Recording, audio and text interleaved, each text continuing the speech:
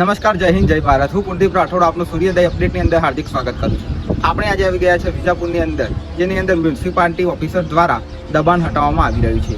તો આપણે અત્યારે જાણીશું કે વિજાપુરની શું હાલત થઈ રહી છે, દબાણ હટાવવાના કારણે શું શું પ્રોબ્લેમ થઈ રહ્યા છે, શું શું ઇસ્યુ થઈ રહ્યા છે, જે ધંધા રોજગાર કરી રહ્યા હતા રોડ ઉપર એમને શું વીતી રહી છે એ જાણીશું. પડી ભાગ્યા છે.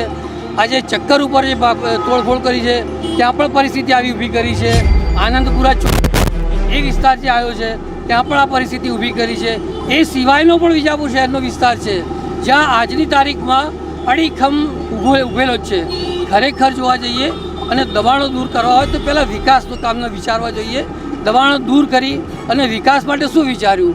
આ વિચાર્યું નથી. માટે મારે એવું કહેવું છે કે તમે દબાણો દૂર કરો, લોકોના ધંધા રોજી રોજગારને બંધ કરો, તો એના પાછળ તમારે વિકાસનું શું આશય છે એ લોકોને જણાવવું જોઈએ.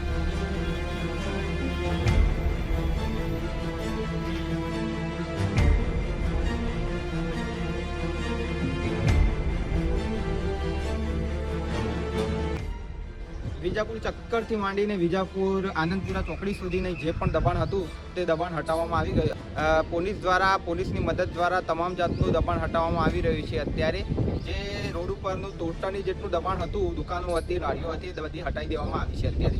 તો વિજાપુરનું જે પ્રમાણે આપણે જાણીશું કે શું શું ઇસ્યુ થઈ રહ્યા છે. અત્યારે આપણે આમના જોડે વાત કરીએ, શું કેવું થાય. તમારે શું કેવું છે? બહુ સારું કામ કર્યું, એકદમ સારું.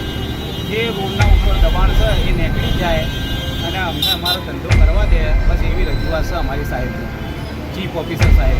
બીજું કશું જ નહીં. અમે નડતર રૂપે બહાર નહીં આવીએ. અમારા આગળથી જે લાડીઓ પછી ટેબલો બધું નીકાળી દઈશું અમે.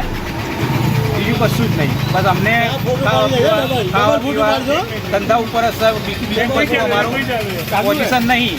બધા ધંધા ઉપર જ છે અમારું.